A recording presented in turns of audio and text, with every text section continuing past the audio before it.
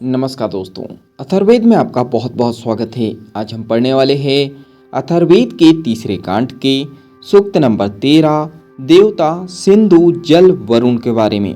तो चलिए शुरू करते हैं। हे जल, मेघों के द्वारा ताड़ित होकर इधर उधर गमन करने और नाद करने के कारण तुम्हारा नाम नदी हुआ है।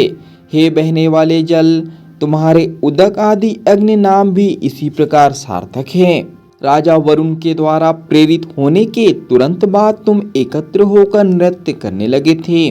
उस समय तुम्हें इंद्र प्राप्त हुए थे, इस कारण तुम्हारा नाम आप हुआ। बिना किसी कामना के बहने वाले तुम्हारे वरुण इंद्र ने अपनी शक्ति से किया था।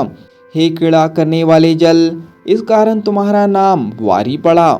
अकेले इंद्र ने इच्छा अनुसार इधर उधर बहने वाले तुम्हें प्रतिष्ठित किया था। इंद्र से सम्मानित होकर तुमने अपने को महान समझ लिया, इस कारण तुम्हें उदक कहा जाता है।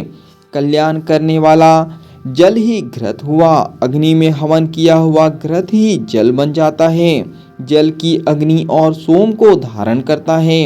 इस प्रकार के जल का मधुर रस कभी क्षीण न होने वाले बल के साथ तुझे प्राप्त हो। इसके पश्चात मैं देखता हूँ और मैं सुनता हूँ कि बोले जाते हुए शब्द मेरी वाणी को प्राप्त हो रहे हैं। मैं कल्पना करता हूँ कि उन जलों के आने से ही तुझे अमृत प्राप्त हुआ है। हे सुनहरे रंग वाले जलों, तुम्हारे सेवन से मैं तृप्त हो गया हूँ। हे जलों, यहाँ सोना तुम्हारा हृदय है और यहाँ मेंढक तुम्हारा बछड़ा है। हे अभिमत फल देने में समर्थ जलों, इस खोदे गए स्थान में मेंढक के ऊपर फेंकी हुई अबका घास उग जाती है। उसी प्रकार तुम इसमें स्थिर प्रवाह वाले बनो। मैं इस खोदे गए स्थान में तुम्हें प्रविष्ट कराता हूँ। ये सूक्त यहीं पर समाप्त होता है। आज के लिए इतना ही। धन्यवाद। जब तक के लिए आप चैनल को सब्सक्राइब कर सकते हो और बेल आइकन को दबा सकते हो। जब तक के लिए धन्यवाद और कमेंट्स में सनातन लिखना ना भूलें।